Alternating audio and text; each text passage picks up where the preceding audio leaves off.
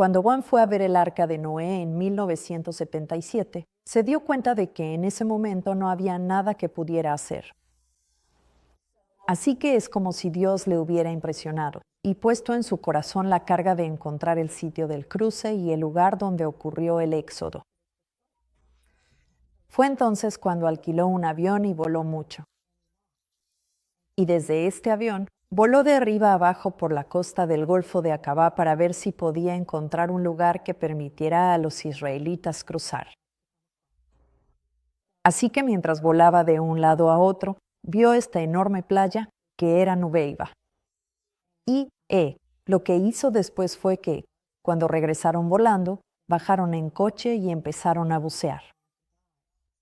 Ahora, fue un milagro que se les permitiera hacer eso porque Dios hizo que esto ocurriera exactamente cuando Israel tenía el control de la península del Sinaí.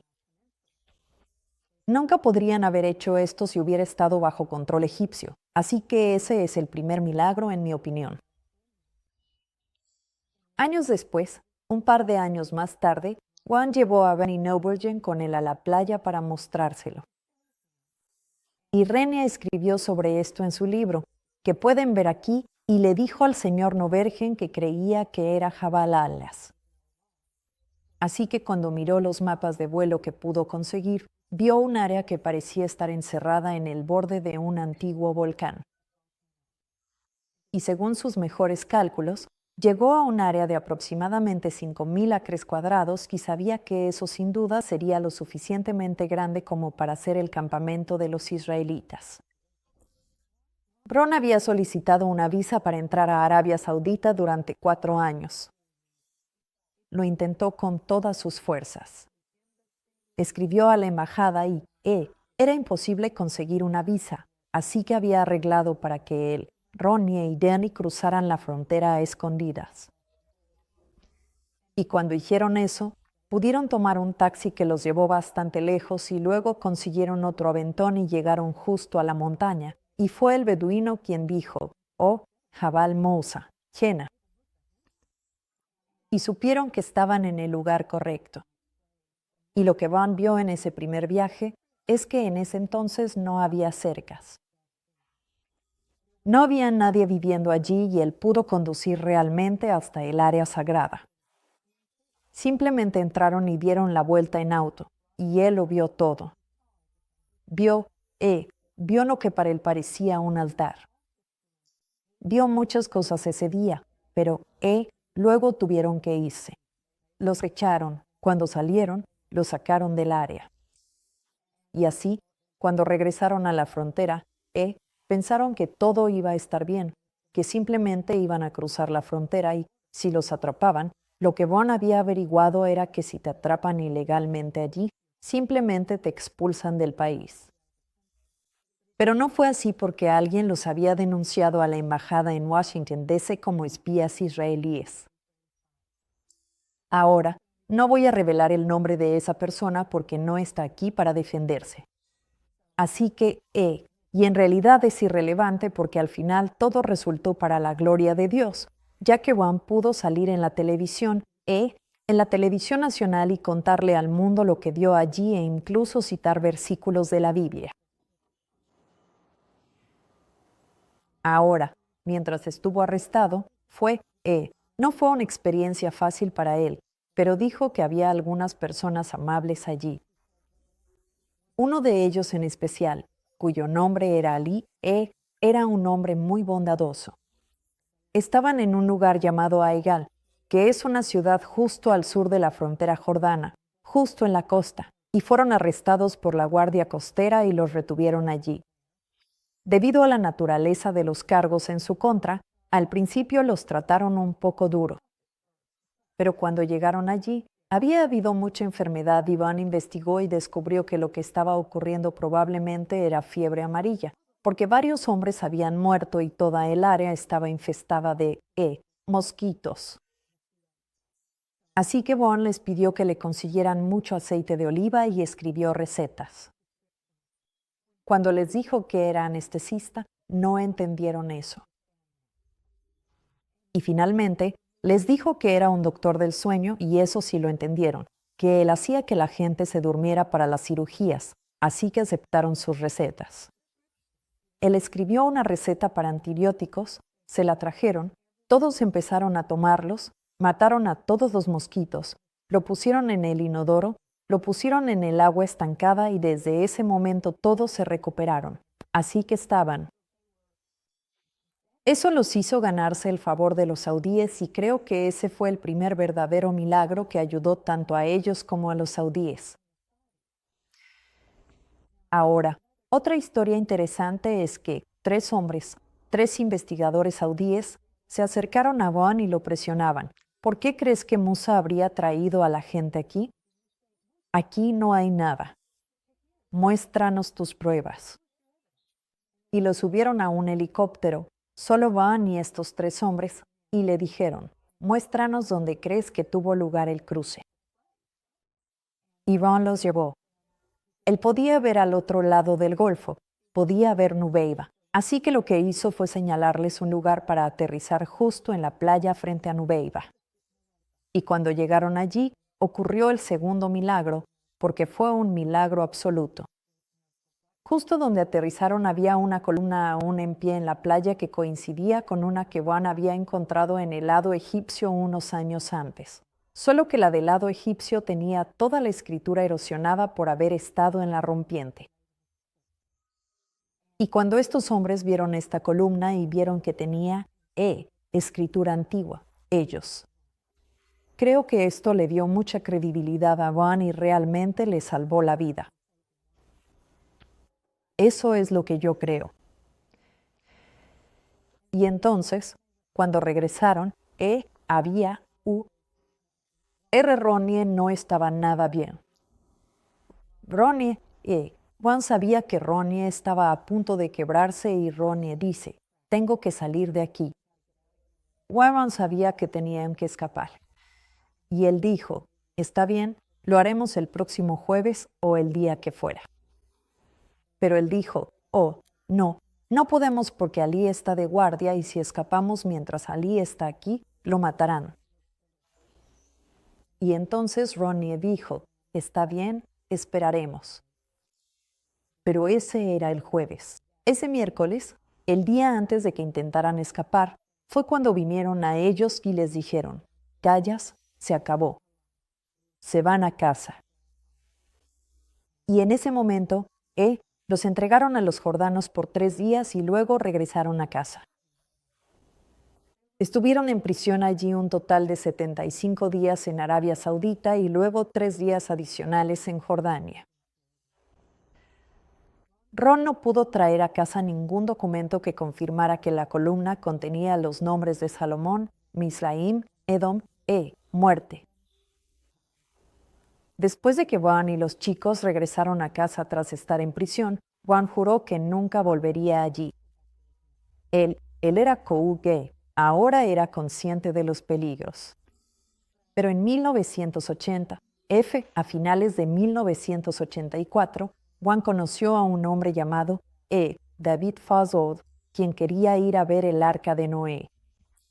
Y esta historia se entrelaza un poco con esto porque, también más o menos en esa época, un hombre de Arabia Saudita, que después Juan supo que era un príncipe y probablemente estaba emparentado con el rey de alguna manera. No sé cómo, contactó a Juan y le dijo, he escuchado tu historia y desde que la escuché no puedo hacer nada.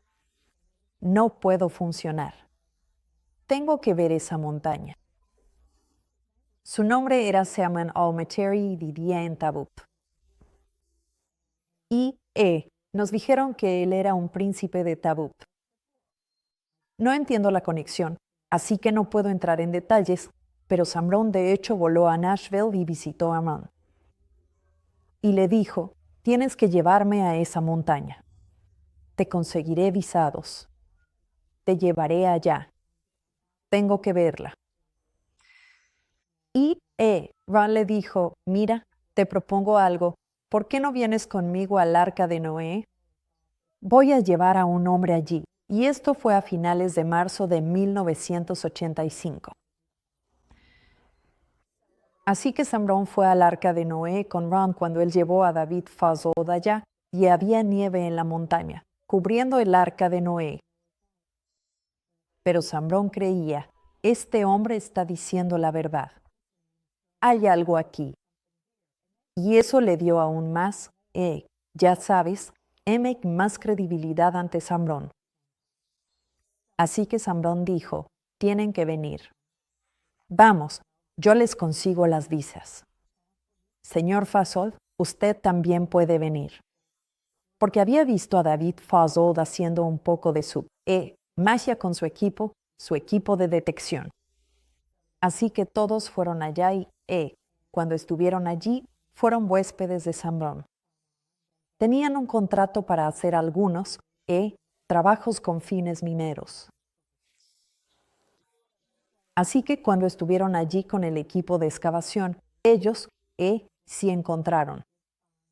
Excavaron en una zona que Van creía que era un pozo a unos 6 metros de profundidad. Encontraron una pulsera de oro y fue en ese momento cuando los volvieron a poner bajo arresto domiciliario.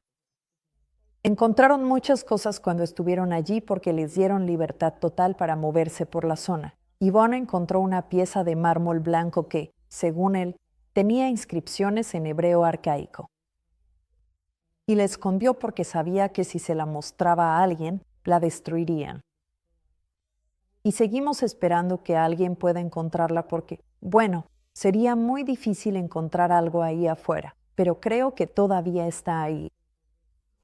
Después de que los pusieron bajo arresto domiciliario, trajeron a un arqueólogo de Riad que se reunió con ellos en el complejo de Sambrón allá afuera y vieron los videos de David Fasold que mostraban el oro, los becerros en el altar del becerro de oro y diferentes cosas.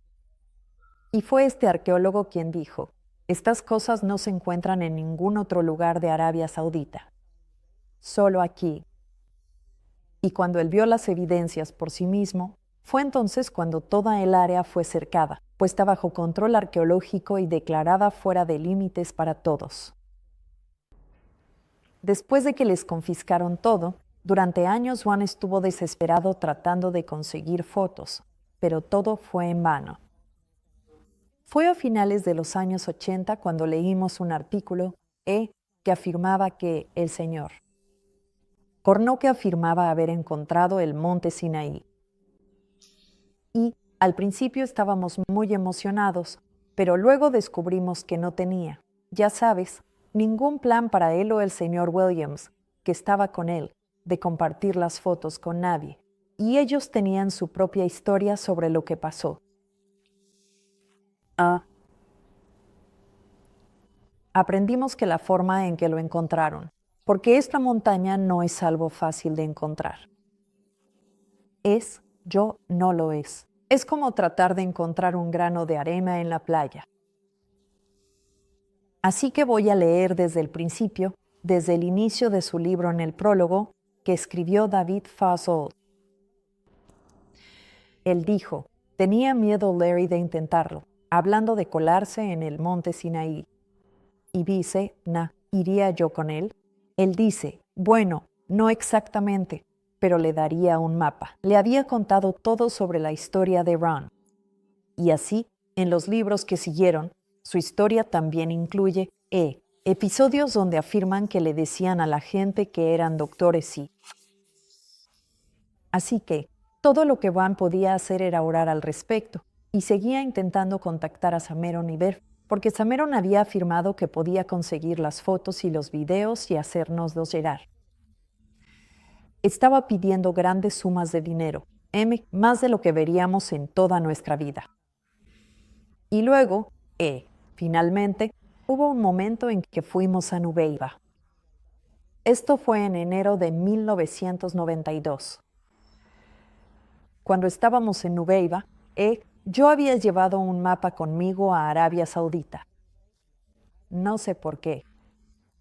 Esto no era algo de lo que Ron y yo hubiéramos hablado, pero puse 3 copias en mi equipaje, principalmente porque acabábamos de comprar una máquina de fax y podía hacer copias con ella. Así que tenía esas copias en mi bolso y estábamos en Nubeiba, y Sameron habla inglés, pero sus esposas no. Así que teníamos a Ahmed Sami, que era el hombre que trabajaba en la recepción del hotel en Nubeiba, Él intentaba llamar por nosotros y luego interpretaba para las esposas ya que ellas no hablaban inglés, porque Samero nunca estaba allí. Finalmente, cuando Ahmed Sami se dio cuenta de que algo pasaba aquí, dijo, «Cuéntame sobre esto, tal vez pueda ayudarte». Entonces, y nosotros simplemente le llamábamos Sami. Iván le explicó que el monte Sinaí estaba en Arabia Saudita y luego le contó sobre sus otros descubrimientos, sobre el arca de Noé y todas esas cosas. Y Ahmed Sami tuvo una gran idea. Él dice, puedo conseguirte esto. Él dice, a cada musulmán se le permite ir a Arabia Saudita con una visa de Hajj una vez en su vida. De hecho, es obligatorio para nosotros. Él dice, yo nunca he hecho el mío. Así que el trato fue que le dimos algo de dinero para comprar un boleto para ir allá. Le dejamos una cámara y Iván incluso le dio $500 extra para que fuera. Ahora, cuando llegamos a casa, recibimos una llamada de Ahmed Sami que decía, necesito más dinero. Esto va a costar más de lo que pensaba. Así que yo soy el tacaño de la familia. Ron estaba bastante dispuesto a darle más dinero, así que dije que sí. Así que fui al banco, hice la transferencia bancaria según las instrucciones que Sami nos había dado y creo que fueron otros 1,500 pesos. No recuerdo exactamente, pero seguía diciendo, Ron, esto, solo estamos tirando el dinero. Recibí una llamada del banco diciendo que la transferencia no se realizó porque faltaba un número de transferencia, y necesitaba conseguirlo. Así que Bon me pidió que llamara a Ahmed Sami y lo llamé. Conseguí ese número y llamé al banco a la mañana siguiente para decirles que quería proceder con la transferencia y que aquí estaba el número. Y me dijeron, bueno, vas a tener que venir en persona. No podemos hacer transferencias bancarias por teléfono. Así que fui al banco y les di la información, y cuando llegué a casa, recibimos la llamada de que no podían hacer la transferencia porque su sistema de transferencias estaba caído esa tarde, que sería hasta la mañana siguiente. Bueno, lo que pasó justo después de eso fue un milagro. Ron recibió una llamada de una chica que dijo que no sabía de qué se trataba esto, pero que su hermano la había llamado y le dijo, busca a este hombre llamado Van Wae y dale mi número y dile que me llame. Y cuando miré la cara de Ron, se puso blanco como una sábana mientras estaba en el teléfono y le dije, ¿qué pasa? No sabía si alguien había muerto o qué. Y él dijo, no lo sé. E inmediatamente llamó a este número en Arabia Saudita y contestó un hombre que se llamaba Jim Caldwell. Los Caldwell eran una familia que vivía y trabajaba en Arabia Saudita, cerca de Riad. Él trabajaba para Aramco, así que tenían que salir del país de vez en cuando, para mantener su estatus fiscal con Estados Unidos. Así que en el viaje que tenían que hacer para salir del reino, llegaron a Egipto. Estaban especialmente interesados en ir a ver Santa Catalina o San Caterines en la península del Sinaí. Supuestamente, este es el verdadero monte Sinaí, pero en realidad es el sitio tradicional. Fue, ubicado por sueños y misticismo de, la madre de Constantino. Así fue como se ubicó. Así que, de todos modos, fueron allí y se fueron muy, muy decepcionados porque sabían que no habían visto el lugar real.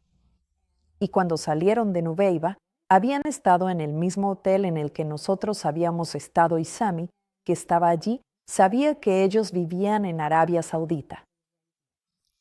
Así que cuando regresaron esa segunda vez después de su viaje, que fue justo después de que nosotros nos fuimos, él estaba muy emocionado. Él ya había ideado lo que iba a hacer, cómo iba a conseguir las grabaciones y cómo iba a cobrar una gran suma de Van White. Cuando regresaron, Ahmed Sami le dijo, tienes que hacer esto por mí. Y él estaba tratando de que Jem y su esposa Penny tomaran estas fotos para él y luego se las dieran a su hermano en Arabia Saudita, quien se las entregaría a él. Y estoy seguro de que los Calvel estaban bastante preocupados. Ya sabes, ¿de qué está hablando?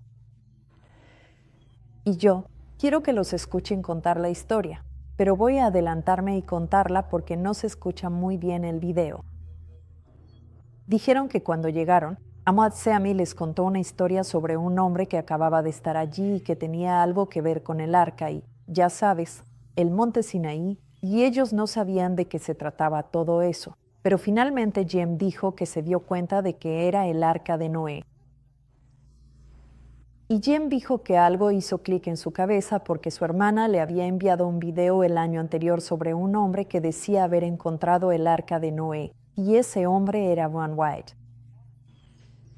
Y entonces, lo que Jem hacía, según dijo, era que tomaba esas cintas, que llegaban en formato de 8 milímetros porque eran pequeñas, y las transfería a cintas VHS, y luego reutilizaba las cintas de 8 milímetros.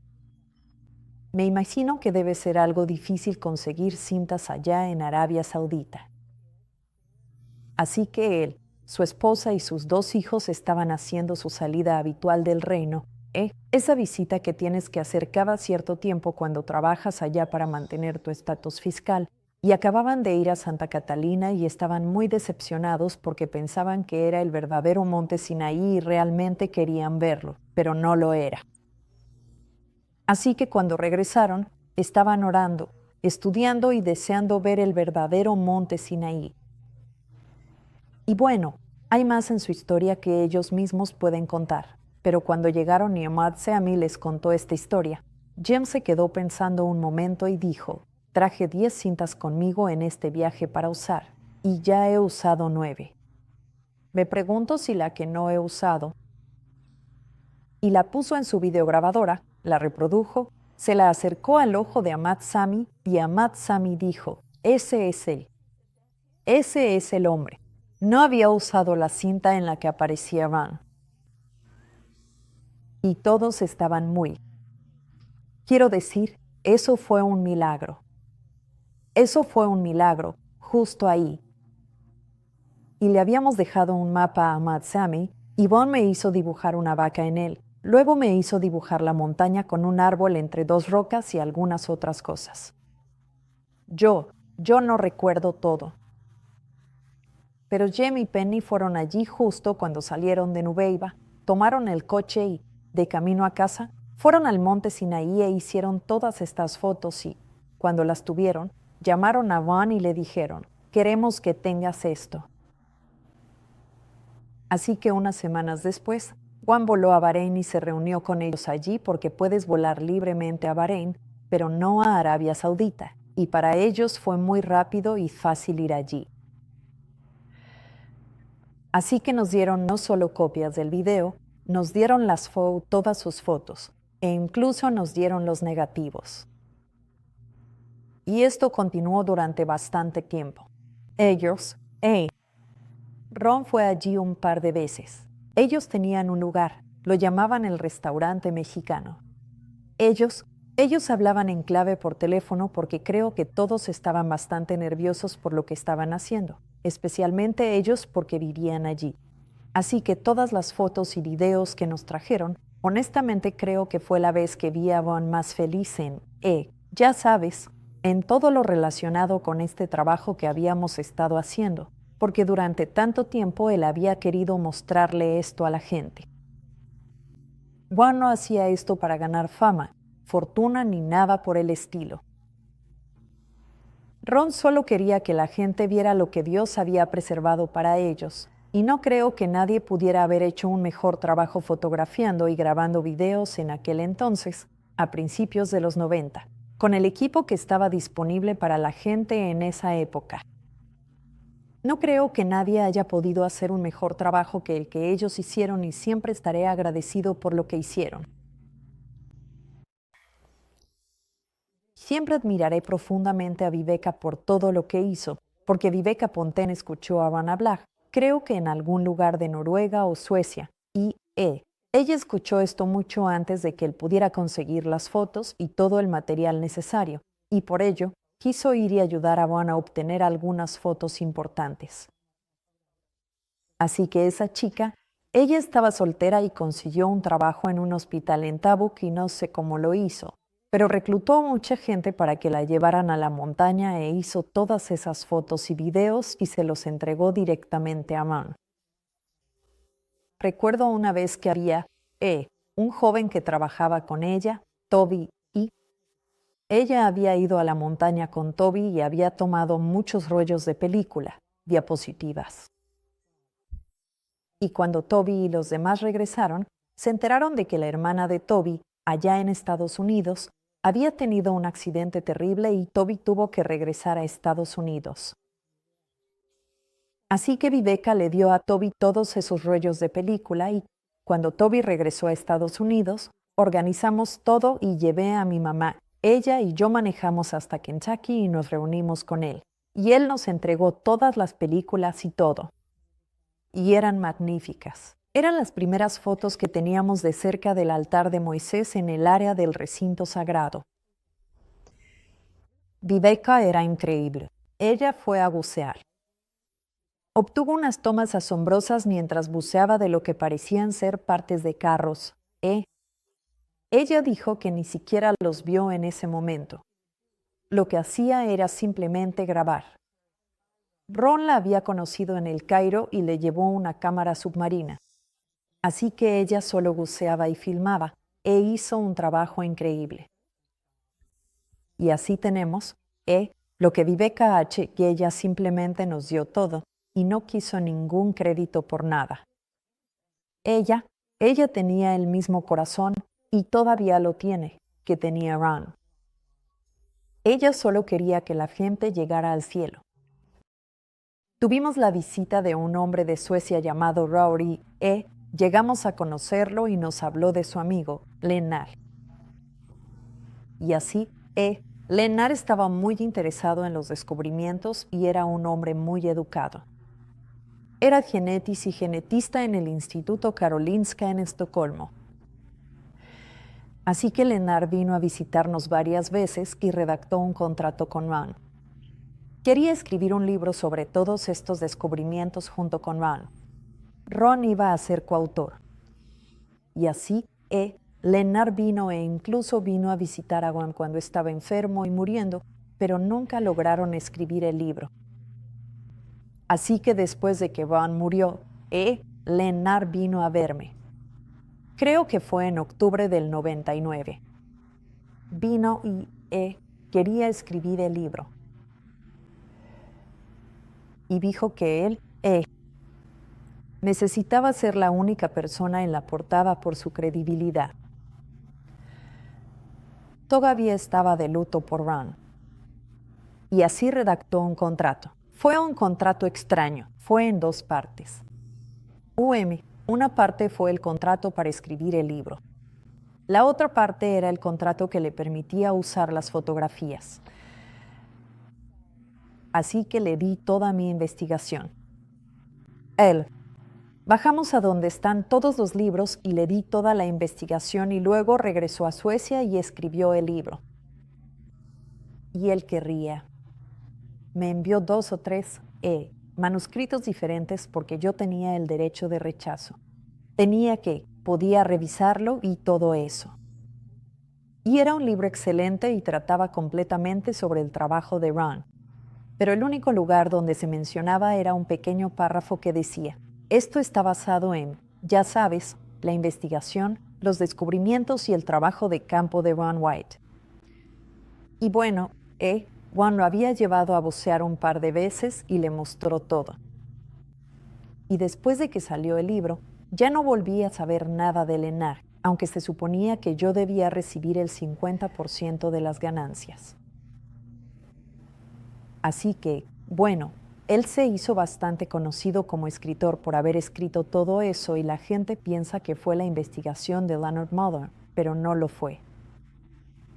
Fue la obra de Dios a través de Ron White y la gente necesita saberlo. No importa cuántos títulos tengas, no importa cuán inteligente seas, Sin Dios no puedes hacer nada. Quiero decir, puedes hacer algo para impresionar a la gente, pero no puedes impresionar a Dios. Y entonces, es bastante triste que Ron me dijo ese día cuando estábamos hablando de esto. Él dijo, cuando yo ya no esté. Esto fue justo antes de que saliéramos por la puerta para llevarlo al hospital donde murió. Él dijo, cuando yo ya no esté, todos estarán compitiendo por un lugar. Y yo estaba. ¿Sabes? Mi mente estaba en otro lado. No entendí lo que quiso decir, pero nunca olvidé lo que dijo. Así que toda la historia de estas cosas necesita ser conocida. Hay mucha gente que hizo muchas cosas maravillosas.